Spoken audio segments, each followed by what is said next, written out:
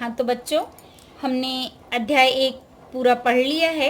अब उसके प्रश्नोत्तर करेंगे।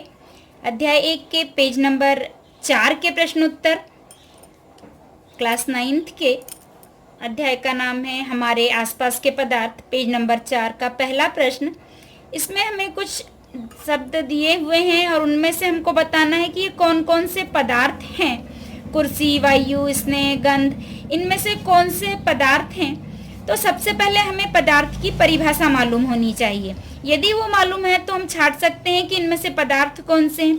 पदार्थ जो हैं इनमें कुछ न कुछ द्रव्यमान होता है और ये स्थान घेरते हैं। तो अब हम देखें कि कौन चीज़ें स्थान घेरती है और कौन नहीं। तो कुर्सी जो है क्या है, ये स्थान घेरती है, इट मीन्स ये पदार्थ है, तो कुर्सी भी एक आंसर हो गया हमारा। वायु भी स्थान घेरता है, तो इसलिए वायु भी है। फिर स्नेह प्यार, हम मम्मी हमको प्यार कर रही है, ये कर रही है, इसमें कोई स्थान थोड़ी घेरा जा रहा है। इट मीन्स कि स्नेह जो है पदार्थ में नहीं आता, तो ये हमारा आंसर नहीं होगा। गंध, हम किसी चीज की स्मेल ले रहे हैं, गंध सूंघ रहे हैं, तो ये भी कोई स्थान नहीं ले रहे, इसलिए गंध भी पदार्थ नहीं है। घृणा यानी किसी से ईर्ष्या रखना या किसी से घृणा करना। कोई गंदी चीज देख लिए हमने, या यदि ऐसा कोई मांस वगैरह कटता देख लिया तो हम उससे घृणा करने लगते हैं। तो ये घृणा जो है, ये भी जो है ये विचार है, ये पदार्थ नहीं है। फिर बादाम, तो बादाम भी पदार्थ है। विचार जो है हमारे, विचार भी पदार्थ नहीं हो सकते, कोई स्थान नहीं घेरते, इसलिए विचार नहीं। शीत यानी ठंडा होना, ठंड पड़ना, ये ठंड जो है ये कोई पदार्थ नहीं है, कोई स्थान नहीं घेरता, इसमें कोई द्रव्यमान नहीं होता। शीतल पेय तो कुछ न कुछ द्रव्यमान भी रखेंगे, ये पदार्थ है। इत्र की सुगंध जो है ये पदार्थ नहीं है। नेक्स्ट क्वेश्चन है, गर्मा गर्म खाने की गंध कई मीटर दूर से ही आपके पास पहुंच जाती है, लेकिन ठंडे खाने की महक लेने के लिए आपको उसके पास जाना पड़ता है। ठंडे खाने की महक नहीं आती है। उसका कारण क्या है? तो उसका कारण है कि किसी भी पदार्थ की गंध जो है हमें विसरण के द्वारा महसूस होती है, कि उसके कण जब वायु में विसरित होकर हम तक पहुंचते हैं, और गर्म करने पर विसरण की क्रिया तीव्र हो जाती है। क्यों तीव्र हो जाती है? क्योंकि तापमान बढ़ने से गतिज ऊर्जा बढ़ जाती है, और गतिज ऊर्जा बढ़ने से कण क्या करते हैं? तेजी से चलने लगते हैं। इसलिए गर्मा गर्म खाने की गंध कई मीटर दूर तक पहुंच जाती है, जबकि ठंडे खाने की महक लेने के लिए हमको उसके पास जाना पड़ता है। यहाँ मैंने नोट में दे दिया है कि जो ये इस प्रकार मैंने ब्रैकेट में लिखा हुआ है, इनको लिखने की आपको आवश्यकता नहीं है कॉपी में जब हम आंसर लिखते हैं। तो ये सिर्फ समझाने के लिए कि वास्तव में ये आंसर क्यों आया, इसलिए इस प्रकार से ब्रैकेट में कुछ चीज़ें हर जगह पे मैं समझाई गई है, लेकिन इसको आप कॉपी में नोट नहीं करेंगे, बस आंसर के बारे में समझने के लिए है वो। देखते हैं next question, question number 3। Swimming pool में गोताखोर जो है ये पानी को काट पाता है। पानी को काट पाना, गोताखोर यानी उसमें तैरना, अंदर जाना जमीन तक के। तो स्विमिंग पूल में गोताखोर पानी को काट पाता है। इससे पदार्थ का कौन सा गुण प्रेक्षित होता है, यानी पदार्थ यहाँ पर कौन सा गुण प्रदर्शित कर रहा है? तो यहाँ पर पदार्थ का ये नंबर 1 ये गुण प्रदर्शित होता है कि इसका मतलब पदार्थ के कणों के बीच रिक्त स्थान है, कुछ न कुछ स्थान है, तभी तो गोताखोर जो है उस पदार्थ को काट पा रहा है। और वो पदार्थ कौन सा है? पानी के कण जो होते हैं दूर दूर होते हैं, और दूर दूर होने के कारण उनके मध्य में जो है रिक्त स्थान होता है, इसलिए गोताखोर उसको काट पाते हैं। यदि रिक्त स्थान नहीं होगा, जैसे पत्थर है, एक पत्थरों में कण जो है बहुत पास पास होते हैं, मजबूती से बंधे हुए होते हैं, तो रिक्त स्थान नहीं होता, और उनके मध्य आकर्षण बल भी अधिक होता है, तो उनको काटने के लिए बहुत अधिक ताकत की आवश्यकता होती है, तो उसको काट के उसमें नहीं चल सकते, हाथ को नहीं चला सकते। और दूसरा गुण है कि पदार्थ के कणों के मध्य जो है आकर्षण बल होता है। आकर्षण बल होता है, इसके कारण क्या होता है कि जब गोताखोर पानी को काटता है, उसके बाद पानी वहां से ऐसा कटा नहीं रहता, वापस एक हो जाता है। जैसे नल की धार, यदि पानी ऐसा चल रहा है, बीच में से जब हम नल की धार के बीच से हाथ चलाते हैं तो हमारा हाथ भी निकल जाता है, पानी की धार फिर से वापस जुड़ी हुई रहती है। ये जुड़ी हुई क्यों दिखाई दे रही है? क्योंकि इनके कणों के मध्य आकर्षण बल होता है। तो यही कारण है कि स्विमिंग पूल गोताखोर में पानी को काट कर और उसमें चल पाते हैं। नेक्स्ट क्वेश्चन नंबर 4, पदार्थ के कणों की विशेषताएं क्या होती हैं? तो पदार्थ के कणों की विशेषताएं, नंबर 1 इज इनके मध्य जो है रिक्त स्थान पाया जाता है। कणों के मध्य आकर्षण बल होता है। नंबर 3, ये निरंतर गतिशील होते हैं, लगातार चलते हैं, यानी इनमें गतिज ऊर्जा होती है और गतिज ऊर्जा इनको गतिमान रखती है। तापमान बढ़ाने पर ये कणों की गतिज ऊर्जा बढ़ जाती है, उतने अधिक तेजी से चलने लगते हैं। और कणों में विसरण का गुण पाया जाता है, यानी स्वतः ही ये विसरित हो जाते हैं, एक पदार्थ से दूसरे पदार्थ में ये अंतः मिश्रित हो जाते हैं, इसको विसरण कहा जाता है। तो ये पदार्थ की विशेषताएं हो गई।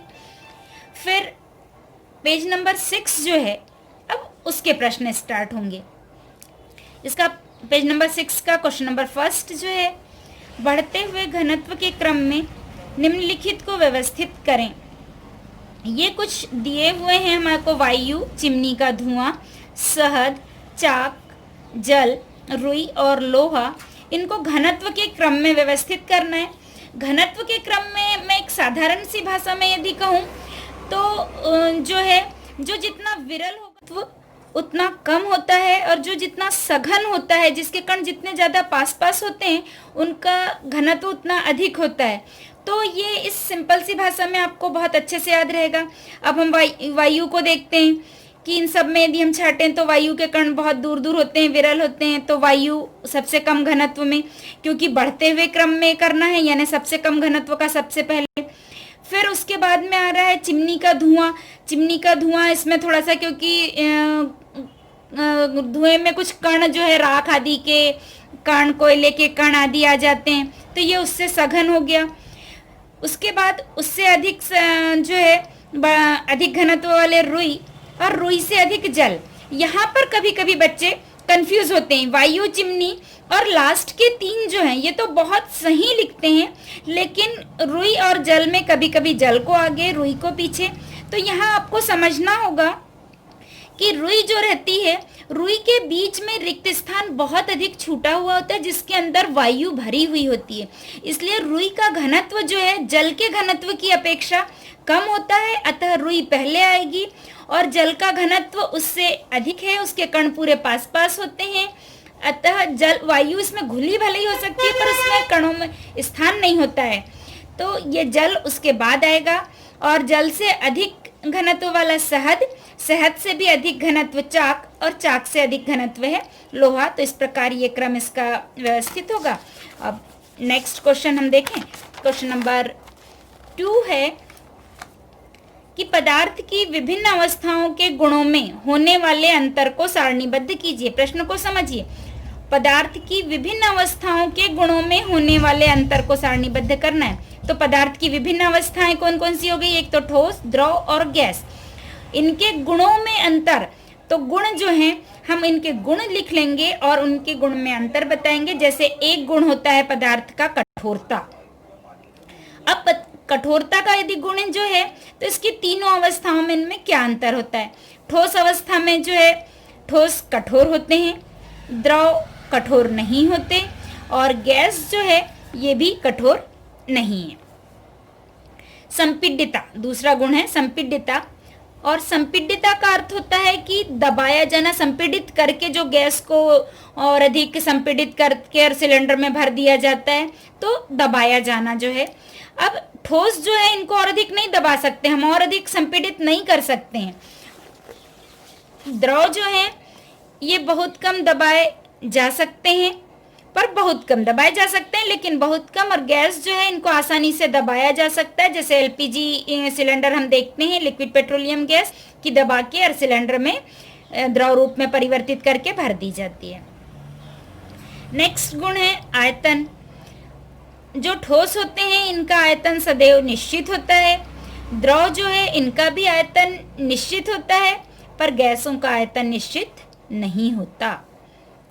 नेक्स्ट है आकार।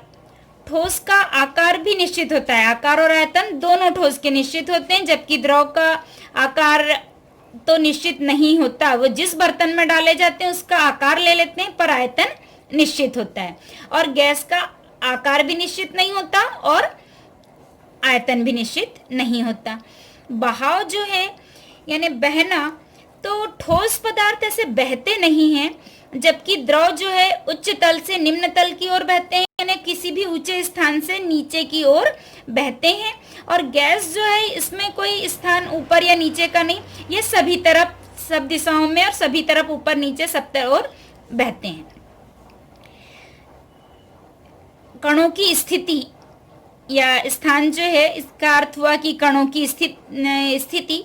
तो ठोस में अणुओं के मध्य रिक्त स्थान बहुत कम होता है, जबकि द्रव में अणुओं के मध्य पर्याप्त स्थान होता है। ठोस इसीलिए तो कठोर होते हैं क्योंकि इनके मध्य रिक्त स्थान नहीं होता है, बहुत पास पास सघनता से बंधे होते हैं ये बहुत।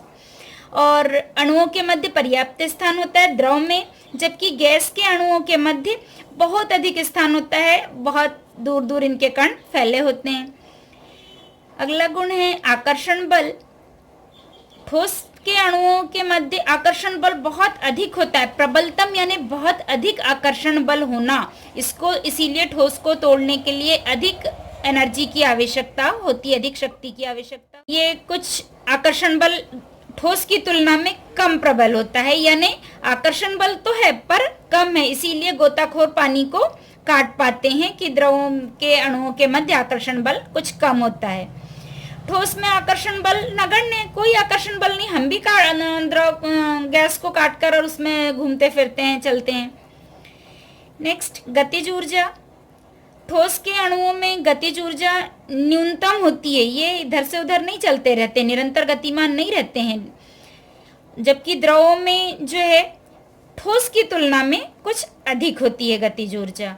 और गैसों में तो गतिज ऊर्जा बहुत अधिकतम होती है, और इसीलिए जो है सुगंध जो किसी गर्म चीज की, तो गर्म करने पर ये गतिज ऊर्जा और अधिक बढ़ जाती है चूंकि, तो ये खुशबू दूर तक आती है। कोई अगरबत्ती जल रही है, ठंडी रखी हुई अगरबत्ती यदि है बिना जली हुई, तो उसकी खुशबू हम तक नहीं आती, जबकि जली हुई अगरबत्ती है तो तापमान बढ़ जाता है और विषरण तेजी से हो जाता है, अणुओं की गतिज ऊर्जा बढ़ जाती है, तो खुशबू बाहर तक आ जाती है कि कौन सी अगरबत्ती जल रही है या किसके यहाँ भी पूजा हुई है, और अगरबत्ती की खुशबू आने लगती है। इनके एग्जाम्पल जो हैं, ठोस में लोहा, तांबा, कोई भी धातु हम लिख सकते हैं इसमें, ये सब ठोस के अंतर्गत ही आएंगी। और द्रव, जल और तेल जो है ये द्रव अवस्था में ग्रीसलीन, शहद, ये भी आप द्रव में लिख सकते हैं जिनमें बहाव होता है। गैस, वायु, नाइट्रोजन, ऑक्सीजन, हाइड्रोजन, ये सभी जो हैं गैस के अंतर्गत आते हैं। आप इनमें से कोई 5 गुण लिख के और उनमें अंतर बताएंगे तो भी चलेगा, 5 गुण भी आप इसको लिख सकते हैं।